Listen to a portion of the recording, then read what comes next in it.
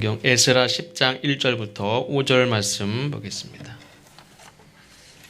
에스라 10장 1절부터 5절입니다.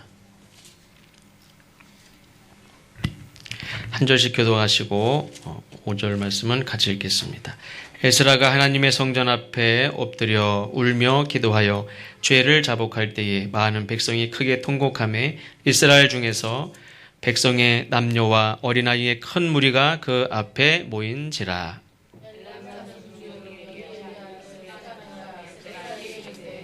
우리가 우리 하나님께 범죄하여 이 땅 이방 여자를 낳았사하여 관제로 넘어서나 이스라엘에게 아직도 소망이 남아있나니 곧 내 주의 교훈을 따르며 우리 하나님의 명령을 떨며 준행하는 자의 가르침을 따라 이 모든 아내와 그들의 소생을 다 내보내기로 우리 하나님과 언약을 세우고 율법대로 행할 것이라.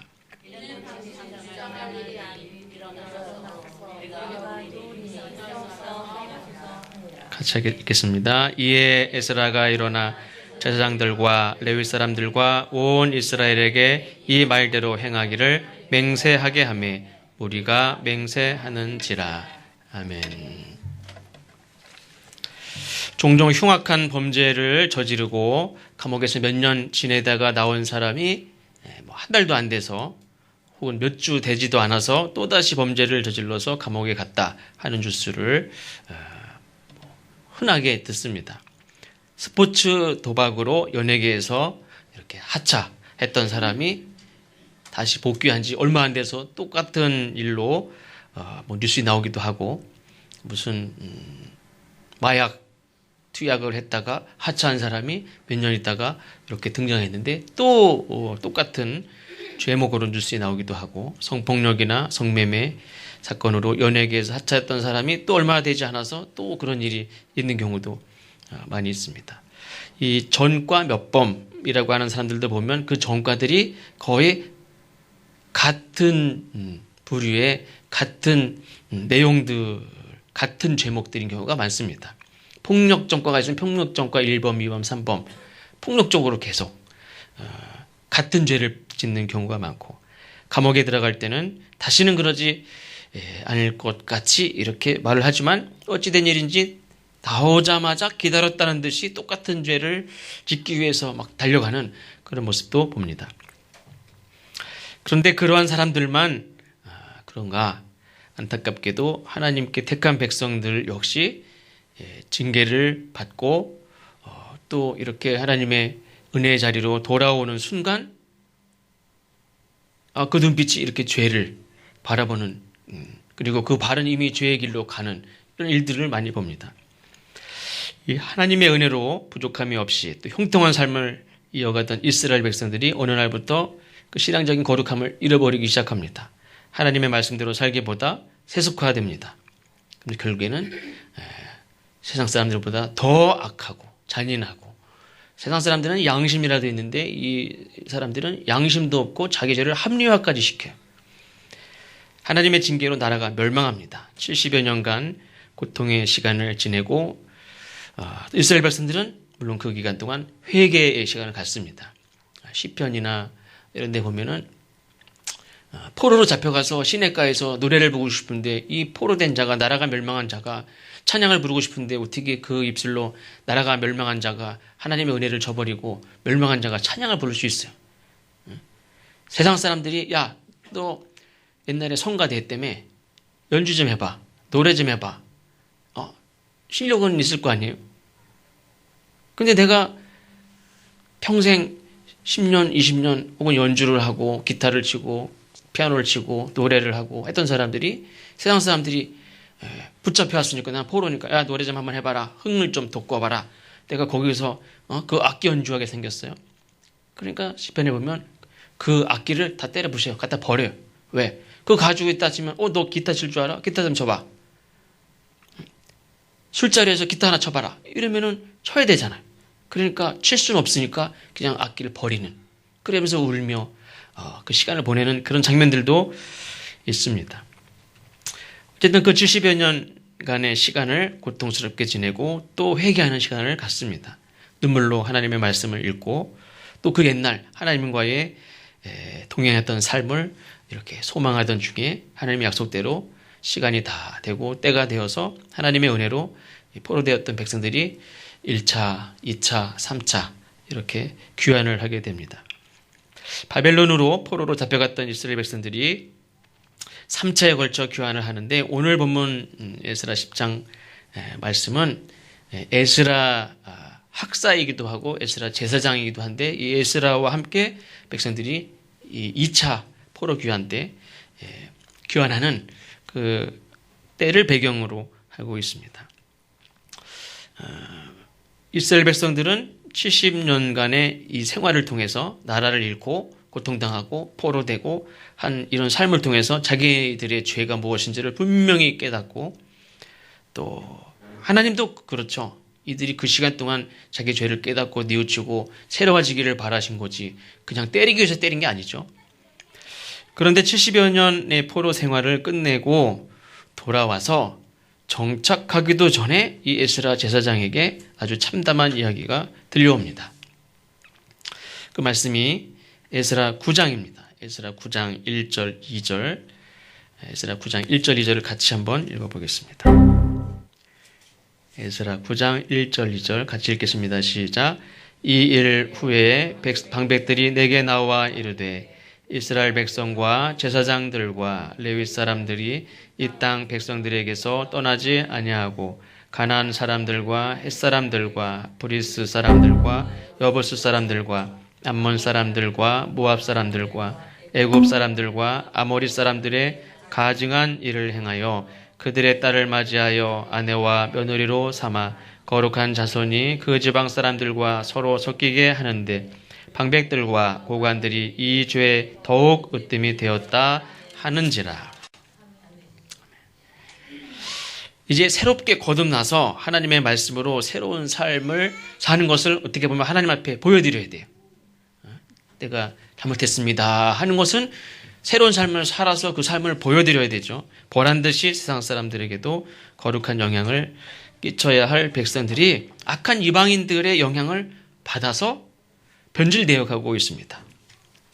그 변질되는 과정은 이방인들, 악한 우상을 숭배하는 사람들임에도 불구하고 아무 꺼리낌 없이, 가책 없이 문제 될 거 없어.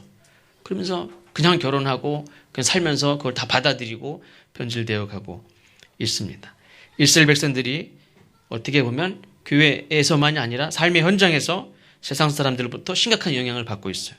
온갖 죄악에 무분별하게 무너지고 있습니다. 나라를 망하게 했던 그 죄악, 내 가정, 이 나라를 망하게 했던 그 죄악을 답습하고 있어요. 포로 되었다가 돌아온 지 지금 3차 귀환까지 역사적으로는 이루어지는데 2차 포로가 돌아오고 있는데 돌아와서 1차 포로 이미 온 사람들이 있고 2차 포로 왔습니다. 이 상황에 벌써 아까 앞에서 나온 얼마나 많은 나라들이 있어요. 얼마나 많은 민족들이 있어요. 그 민족들 구별할 것도 없어요. 다 섞여가지고 세상의 영향을 받고 그 나라가 멸망하게 된 그 결정적인 죄악들을 그대로 답습을 하고 있어요. 아직 3차 포로가 귀환하기도 전인데 빠졌던 늪에 다시 막 들어가고 있습니다. 사도 바울은 로마서 12장 2절에 이렇게 말씀합니다. 같이 읽겠습니다. 한번 찾아보시죠. 로마서 2장 12장 2절.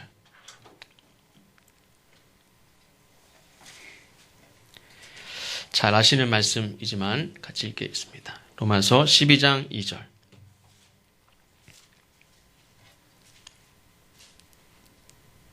같이 읽겠습니다. 너희는 이 세대를 본받지 말고 오직 마음을 새롭게 함으로 변화를 받아 하나님의 선하시고 기뻐하시고 온전하신 뜻이 무엇인지 분별하도록 하라. 아멘. 내가 사는 길은 이 세대를 본받지 않고 마음을 새롭게 함으로 변화를 받는 거예요.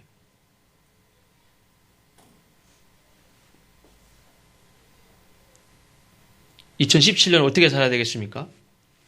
경제도 어려워지고 나라도 대통령도 직무 권한이 정지가 되고 지금 총리도 못 믿어. 그래서 여야가 어떤 구성체를 만들려고 하고 경제나 사회나 어려운 때인데 그런 와중에 나는 그럼 어떻게 살 것이냐? 내가 사는 길은 오늘 말씀에서 이 세대를 본받지 않고 마음을 새롭게 함으로 변화를 받는 것이 내가 사는 길인 줄로 믿습니다. 교회가 사는 길도, 교회가 부흥하는 길도 이 세대를 본받지 않고 마음을 새롭게 함으로 변화를 받는 거예요. 이 나라 민족이 사는 길도 이 세대를 본받지 않고 마음을 새롭게 하고 변화를 받는 거예요. 한 사람 한 사람이 세상의 영향력에서 벗어나야 돼. 그래서 거룩한 백성으로서 세상에 그리고 서로에게 선한 영향력을 끼치면서 살 때 나도 사는 거고 서로 영향을 끼치는 그 상대방도 사는 거고 우리가 다 사는 길이에요. 많이 모였다고 사는 게 아니라 집회에 많이 모였다고 사는 게 아니라 내가 하나님 앞에 세대를 본받지 않고 세상을 오히려 영향력을 끼칠 수 있는 사람이 되는 거.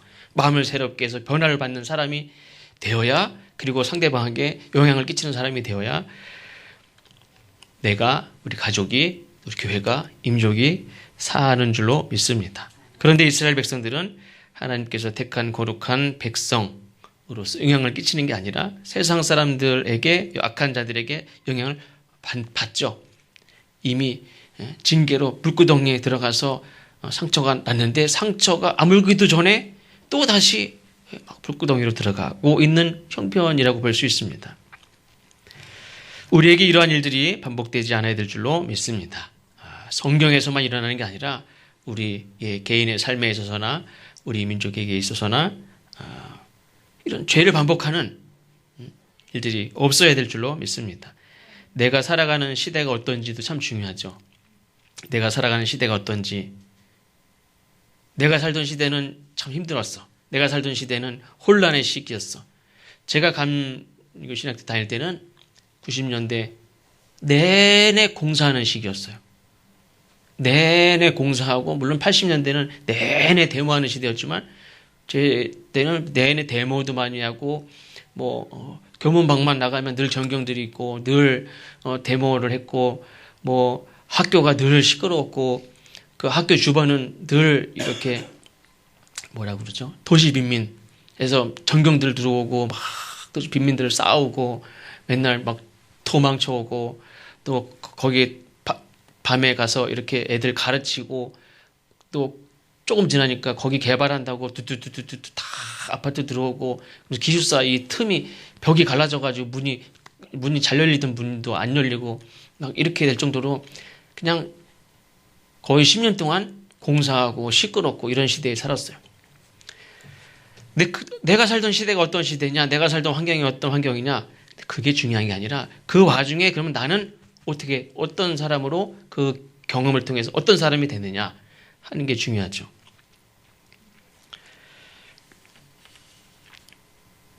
내가 살아가는 시대가 어떤지, 내가 함께 살아가는 사람들이 어떤 수준의 사람들인지, 내 주변에 있는 사람들이 어떤 사람들인지, 내 삶의 형편이 어떤지 보다 중요한 것은 내가 어떤 상황 가운데 살았든지 중요한 것은 그 삶 속에서 나는 어떤 사람이 되었느냐 하는 게 제일 중요해요. 내가 요셉같이 부잣집 아들로 태어난 거 중요할 수도 있죠. 그럼 내가 부잣집에서 살아서 그래서 나는 어떤 사람이 되느냐 그래요. 내 가난한 집에 태어날 수도 있죠. 내 가난하게 살았어요. 그러면 그 가난을 통해서 나는 어떤 사람이 됐느냐. 내가 요셉같이 부잣집 아들로 태어나서 기업을 받고 막 그렇게 살았습니다. 그러면 나는 그때 하나님 앞에 어떤 사람이었느냐? 하나님 보실 땐 그게 중요하지 내가 부잣집에서 태어났느냐가 뭐가 중요해. 내가 노예로 살았던 요셉같이 어떤 일을 원하지 않는 일을 원하지 않는 곳에서 누구 밑에서 어떻게 살았느냐 하는 것도 중요하지만 중요한 게 뭡니까? 요셉가 왜 성경에 기록됐어요? 그 가운데서 요셉은 어떤 사람이었느냐 이걸 얘기하려고 성경에 기록된 거예요. 야곱이 나중에 바로를 만났을 때 나이가 어떻게 되냐? 120세입니다. 제가 파란만장한 삶을 살았습니다. 제가 어떤 후배 이렇게 만났는데 자기가 겪은 얘기를 하면 막 며칠 밤을 새도 얘기를 못한대. 그것보다 중요한 건 뭐냐면 그런 경험을 통해서 나는 어떤 사람이냐 하는 게 더 중요해. 요셉이 노예로 참 힘들었겠구나. 그거보다 중요한 건 하나님이 보실 때 그 가운데서 요셉이 어떤 사람이었느냐, 이거를 우리가 봐야 되죠. 부자로 살았습니까? 그 부유함이 나를 교만하게도 할 수 있고 주눅들게도 할 수 있고 피해망상에 아니면 원망 속에 살아가는 삶일 수도 있고, 나는 그 가운데서 내가 어떤 사람으로 세워졌느냐, 어떤 사람으로 자랐느냐, 어떤 사람으로 만들어졌느냐. 가난하게 살았습니까? 어떤 사람은 가난이, 어떤 사람은 못 배운 것이, 어떤 사람이 아픈 것이, 그것이 자기에게 정말 하나님의 은혜가 되는 사람도 있고, 어떤 사람은 부유하게 살고 재주도 많고 똑똑하고 능력도 있는데 그것이 자기에게 독이 된 사람도 있어요. 내가 내 형편이 어떠냐는 게 중요한 게 아니라 그 가운데에서 그 과정을 지나온 나는 그럼 어떤 사람이 되어가고 있느냐, 난 어떤 사람이 됐느냐, 그게 중요해. 나이가 몇 년 동안 내가 이 세상에 몇 년 살았느냐, 그게 중요합니까? 그 세월을 살아서 나는 어떤 사람이 됐느냐가 중요하지.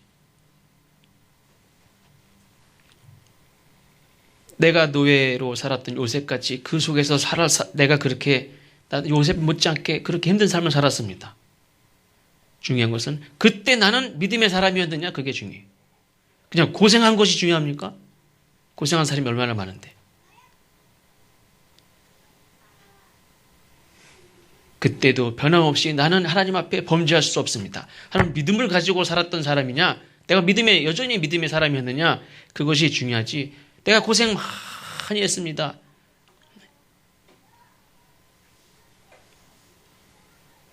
그것 붙잡고 나를 설명할 필요가 없어요.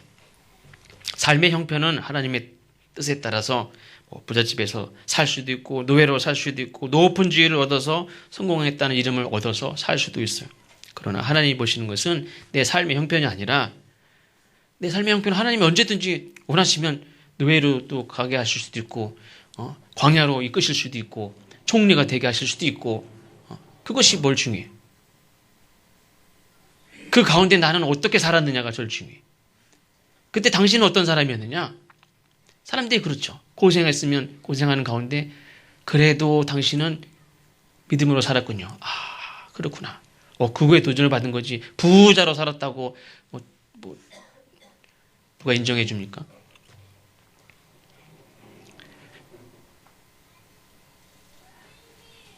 어제 이렇게 뉴스에 보니까 어제 그 로드 FC 혹시 보시나요? 우리나라. 근데 그냥 기사만 봤는데 어떤 분이, 물론 우리나라 선수가 이겼어요. 근데 일본 선수가 졌어요. 근데 일본 선수가 보통 인터뷰하면 짧게 한마디 하고 내려가는데 인터뷰가 많더라고요. 근데 그 중에 하나가 뭐냐면 자기 이 팬츠에 자기 딸 이름을 이렇게 적었어요. 그래서 자기 딸한테 이 아빠의 이 힘을, 아빠가 힘이 있다, 아빠가 이길 것이다, 이걸 보여주고 싶었는데 그게 제일 안타깝다. 또 하나는 이 벨트, 챔피언 벨트를 딱 차고, 자기 부인도 그 격투기 선수인데 이 부인에게 이 벨트를 같이 이렇게 채워주고 싶었대요. 그래서 나중에 하는 말이, 내가 졌지만 내가 만약에 이겼을 때를 위해서 준비해서 멘트를 준비하겠는데 얘기해도 되겠느냐, 얘기를 하는데 내 아내에게 이 벨트를 같이 이렇게 채워주고 싶었다고. 그런 얘기를 딸 얘기하고 아내 얘기하고 그렇게 얘기하면서 많은 사람들이 박수를 받았어요. 이게 우리가 세상에서 질 수도 있어요. 이길 수도 있어요.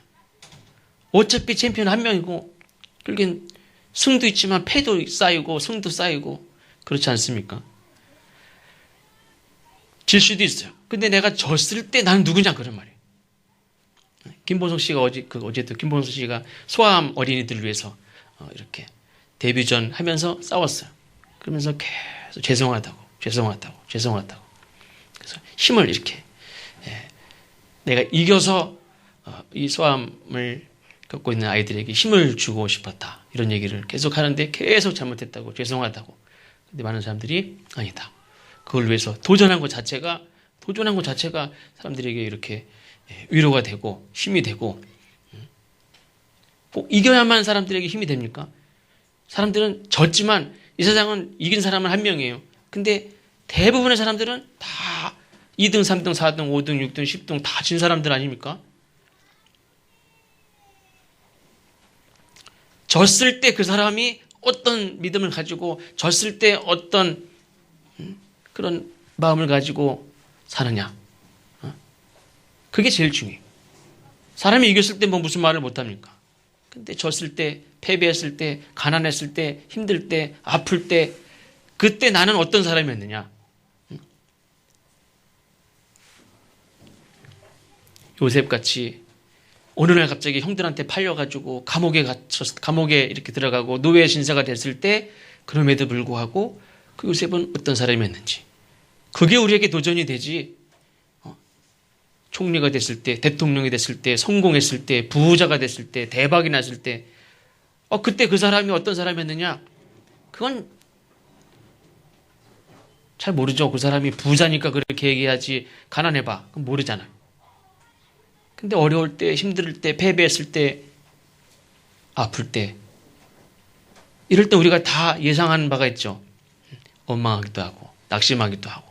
그런데 그때 그 사람은 가족을 생각하고, 모든 사람들에게, 힘들 때 저 사람은 낙심하지 않고 이렇게 믿음으로 버텼구나. 그 노예가 뭐 죄를 짓든 무슨 짓을 하든 사람들이 무슨 상관이 있어요. 그런데 자기를 막 함부로 하지 않고 하나님 앞에 범죄하지 않는 그런 자기네 삶을 다 지켰을 때 이 세상에 수백 명, 수천 명 그 노예가 많은데 그 사람이 한 명 깨끗하면 그게 누가 알아줍니까? 그게 역사의 기록이 됩니까? 기록은 대통령이나 뭐 이런 데서나 이런 높은 사람들이나 기록되는 거지. 노예가 어떻게 살든 그게 무슨 상관이 있어요. 그런 게 중요한 게 아니라 하나님 앞에 내가 신분이 노예든 아무도 신경 쓰지 않는 네가 그냥 물건이지 무슨 인격이 있어 뭐가 있어. 착한 게 뭐가 필요 있고 뭐 죄 짓는 게 뭐가 필요 있어. 일만 잘하면 되지. 그러나 그렇지 않아요. 나는 내 자신의 형편과 내 처지와 내 상황을 상관없이 중요한 것은 하나님 앞에 나는 믿음의 사람인지 하나님 앞에 범죄하지 않는 하나님의 뜻에 합당하게 살려고 하는 사람이었는지 그것이 중요하다는 거죠. 그래서 하나님께서 보시는 것은 삶의 형편이 아니라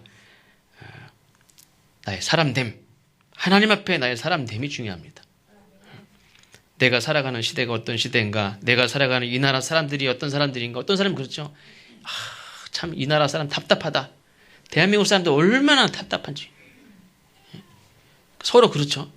진보는 아주 종북 빨갱이 뭐 막 쌍욕을 하고 보수는 보수 꼴통 아주 막 다 욕을 하고 우리나라는 계속 이거 가지고 계속 가요.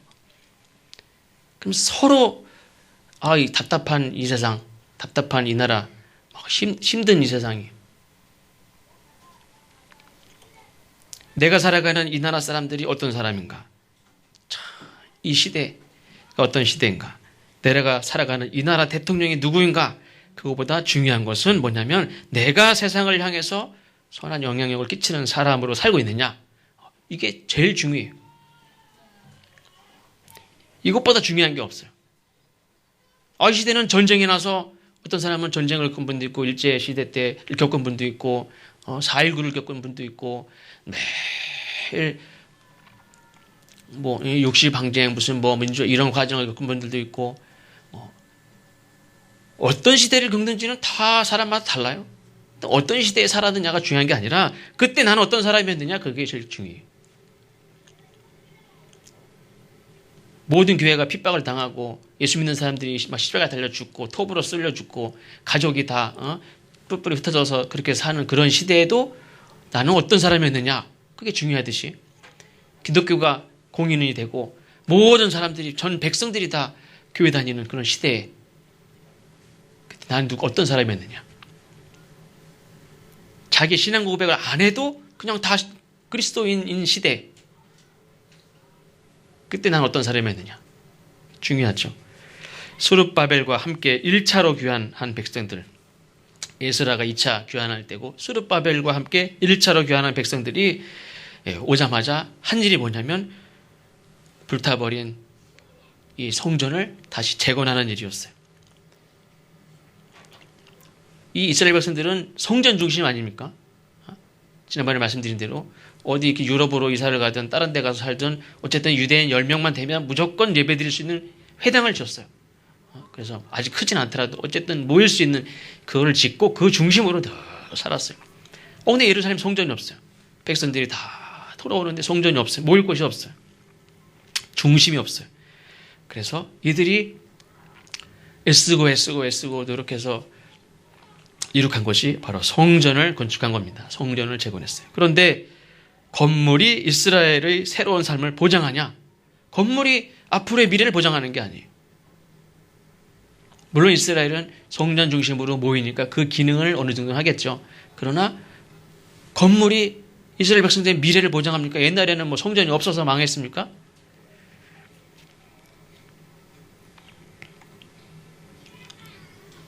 우리 교회 교세가 많으면 내 신앙이 올라갈까요? 만약에 우리 교회가 성도들이 몇백 명 되면 제 담임 목사의 신앙이 이렇게 올라갈까요? 그거하고는 전혀 별개예요.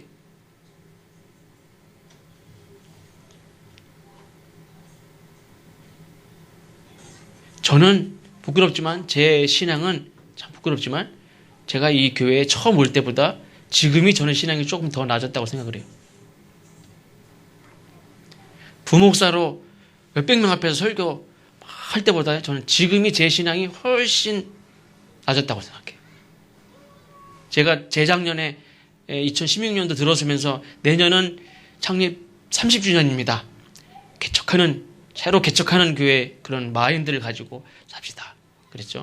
하나님이 실제 개척하는 자의 마음을 주셨어요. 사실은 제가 말이 그런 거지 누가 진짜 뭐 그렇게 하나님 보고 멤버들 다 떨쳐나가고 실제 그렇게 해달라고 하는 건 아니지 않습니까? 사람들이 많으면 제 신앙이 올라갑니까? 많은 사람들 앞에서 설교를 하면 제 영적인 수준이 제 믿음이 더 높습니까? 똑같은 설교를 준비하는데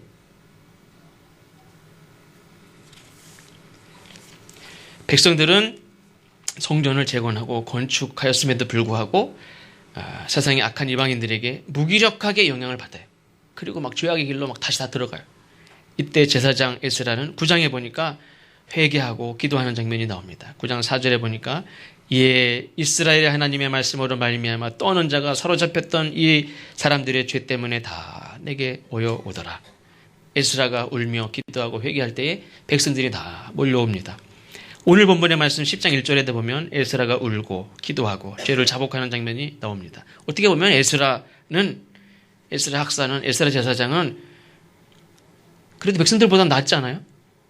죄를 졌으면 저 백성들이 무식하고 무지하고 그냥 무슨 망둥이 새끼인가요? 망둥이 아시나요? 낚시 해보셨어요? 바닷가에 망둥이는요 그냥 이렇게 조금 전에 탁 걸려가지고 딱 나왔다가 툭 떨어졌어요. 근데 먹이를 넣으면 다시 물어 또 막 낚시를 또 물어요 금방. 그래가지고 바다 물고기 중에 제일 머리가 나쁜 게 망둥이, 누룩지. 좀 전에 걸려서 아직 피도 아직 안 말랐는데도 물고기 이렇게 밑값을 넣으면 또 물어요. 근데 망둥이만 그런 게 아니에요. 지금 포로로 하나님의 징계로 포로로 끌려갔던 자들이 1차, 2차, 3차 교환하는데 아직 3차도 돌아오지 않은 역사적으로 2차 교환했는데 벌써 죄를 짓기 시작해요.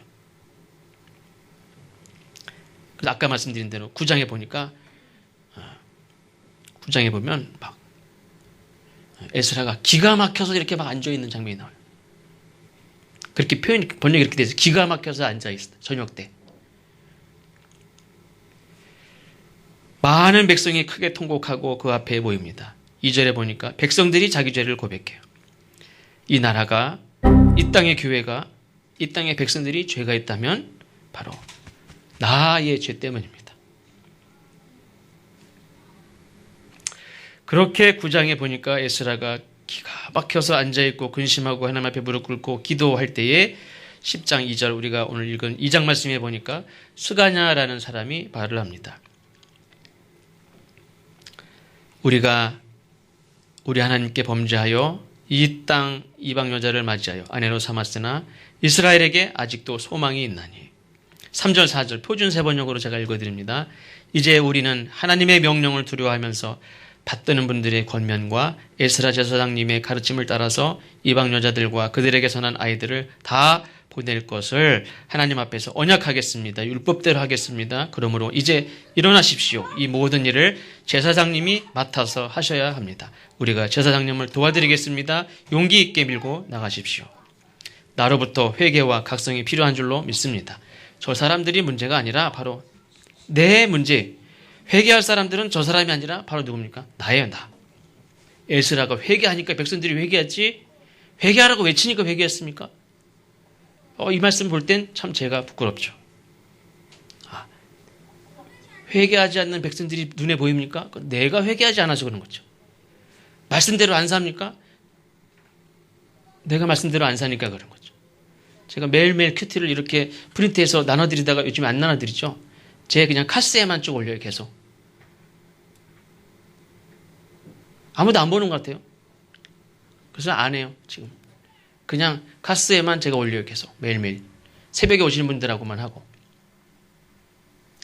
한쪽으로는 왜 이렇게 말씀을 안 볼까?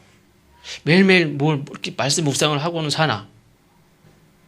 근데 저는 그 말씀 묵상 만드는 거에 지금 매일 힘들어요. 만드는데 정신 팔지 정말 내가 말씀대로 묵상하고 말씀대로 사나 생각했을 때는 내가 말씀대로 살지 않으니까 성도들도 그렇구나 하는 생각을 하게 되고 회개를 합니다. 내가 변하지 않는데 어떻게 저 사람들이 변하겠습니까? 아버지가 안 변하는데 어떻게 자식이 변하고 선생님이 그런데 어떻게 제자가 변하겠어요? 정책과 조직이 바뀌어야 사람이 바뀌느냐? 그렇지 않아요. 내가 변하지 않았기 때문에 내가 모임이 안 변하는 거지 조직이 매년 조직을 바꿔보세요. 바뀌나. 이따가 당회하죠.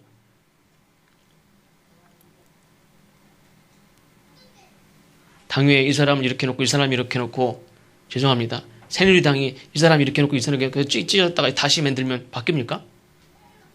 다 똑같아요. 새로운 사람이 어디 있습니까? 새로운 사람 누구 영입해서. 제가 뭐 여당만 얘기하는 게 아니에요. 여당이나 야당이나 다 사람이 바뀌어야지 조직을 바꾼다고 바뀌는 게 아니에요. 물론 잘못된 정책 때문에 잘못된 경우도 있어요. 사실은 내가 변하지 않았기 때문이고 내가 말씀대로 내가 믿음으로 살지 않았기 때문에 그렇습니다. 하나님의 역사는 앞에서 말씀드린 대로 이 세대를 본받지 않고 마음을 새롭게 하는 한 사람을 통해서 하나님의 역사가 일어난다는 것이 성경이 일관되게 증거하는 이야기예요. 스가냐가 에스라에게 한 말 있죠. 아직도 이스라엘에게 소망이 있습니다. 우리에게 소망이 있습니까? 우리 성림교회에 소망이 있습니까? 나로부터 회개하고 아직 소망이 있습니다. 라고 말하는 사람에게 소망이 있는 줄로 믿습니다.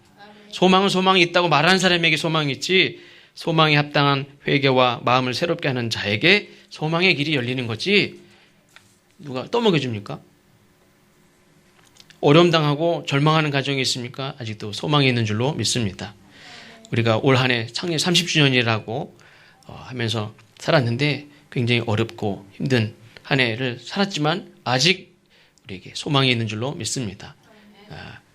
정말 부끄럽고 또 죄송하지만 제가 전에 아까도 말씀드린 대로 몇 분들하고 그냥 얘기하면서 농담 삼아서 여기는 스카이 하신 분도 있고 목수 분도 계시고 뭐 광고하신 분도 있고 뭐 다 이렇게 우리는 그냥 몇 명만 모여도 교회도 짓겠다. 그분들이 다 없어요 지금.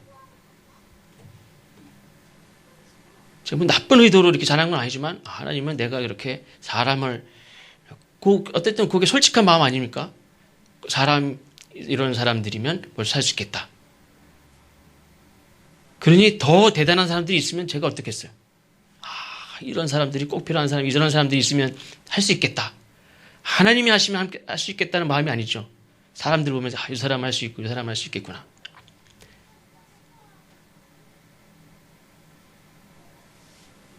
제가 뭐 나쁜 의도로 막 자랑을 하지만 자랑한 것을 하나님이 입을 딱 다물게 하셨어요. 그렇다고 여기 계신 분들 제가 자랑 안 했다는 얘기는 아닙니다. 자랑 안 한 건 아니고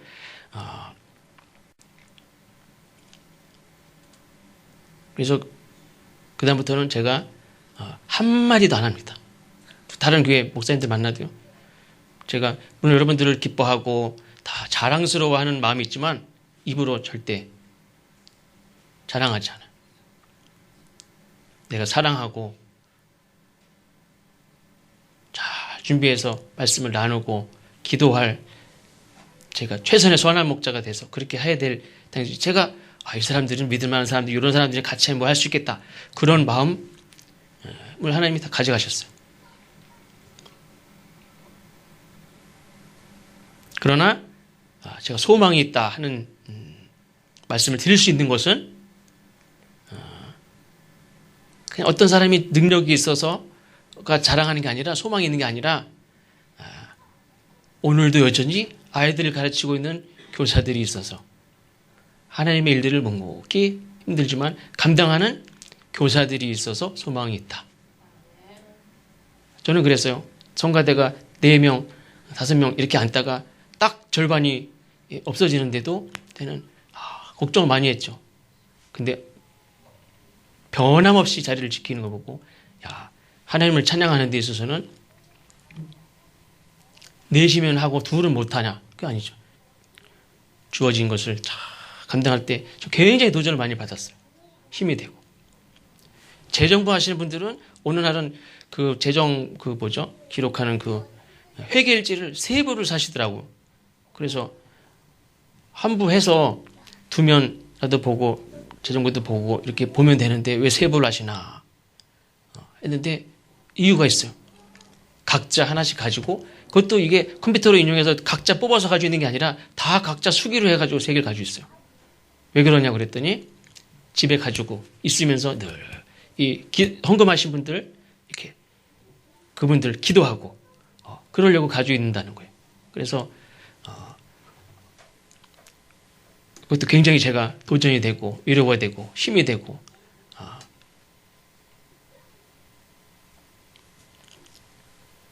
밥을 하신 분도 계시고 청소하는 분도 계시고 안내하는 분도 계시고 저는 우리 교회에 소망이 있는 줄로 믿습니다. 소망은 재주가 많은 사람, 재력이 많은 사람이 있어야 희망이 있는 게 아니라 하나님의 선한 뜻을 분별하고 그 뜻대로 살겠다는 그런 믿음을 가진 사람에게 소망이 있는 줄로 믿습니다. 그래서 소망은 이런 꿈, 하나님 주시는 비전, 꿈이 있는 사람에게 있는 것이고 꿈이 없는 사람에게는 소망이 없죠. 이사야 43장 18절 19절 같이 찾아서 함께 읽겠습니다. 이사야 43장 18절 19절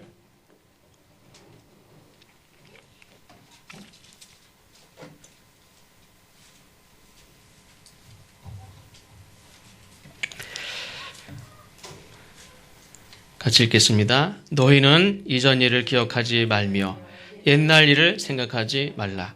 보라, 내가 새 일을 행하리니 이제 나타낼 것이라. 너희가 그것을 알지 못하겠느냐?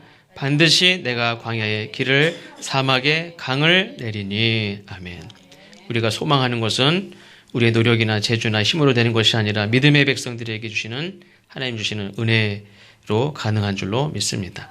포로된 백성들이 아까 1차로 귀환했다고 그랬죠. 1차로 백성들을 이끌고 왔던 수룹바벨이라는 사람에게 하나님이 이런 말씀을 주셨습니다. 스가랴서 4장 6절인데 제가 읽어드립니다. 여호와께서 수룹바벨에게 하신 말씀이 이러하니라. 만군의 여호와께서 말씀하시되 이는 힘으로 되지 아니하며 능력으로 되지 아니하고 오직 나의 영으로 되느니라. 아멘. 하나님 우리에게 소망을 주시고 그 소망을 이루어주시는 것은 우리의 재주, 우리에게 어떤 능력 있는 재주 있는 사람이 있어서가 아니라 하나님의 영으로 감동이 된 그 믿음을 가진 그래서 소망이 있는 그런 사람들을 통해서 하나님의 역사가 나타나는 줄로 믿습니다. 이제 오늘 당회가 있는 날인데 우리가 어찌하면 소망 가운데 하나님의 놀라운 은혜를 경험하며 살아갈 수 있을까? 우리의 삶에 죄악된 것들을 다 끊어야 될 줄로 믿습니다. 백성들이 통에 자복한 것은 자기들의 이런 잘못들을 다 끊겠다고 고백을 했어요. 하나님의 말씀으로 권면하는 것들을 다 따르겠다 맹세를 했습니다. 우리가 2016년 12월인데 우리가 우리의 삶에 죄악된 것들, 숨겨진 죄, 반복되는 죄, 포기했던 신앙의 삶들 회복하고 도전하고 결단하시길 주의 이름으로 축원합니다. 이 세대를 본받고 살아가는 한은 우리에게 절대로 희망이 없습니다. 이 시대 사람들과 같이 경쟁하고 물질의 노예가 돼 살아갈 때 소망이 없습니다. 한 해 나이가 들어가고 세월이 흘러감에 따라서 난 어떤 사람이 되어가고 있는가, 그것에 집중하시고 하나님, 나의 삶에 대해서도 하나님 앞에 이런 꿈을 이뤄주십시오. 우리 교회를 향해서도 또 이 나라 민족을 위해서도 하나님 이런 꿈을 이뤄주십시오. 우리 찬송가 490장 같이 부르겠습니다. 490장 가사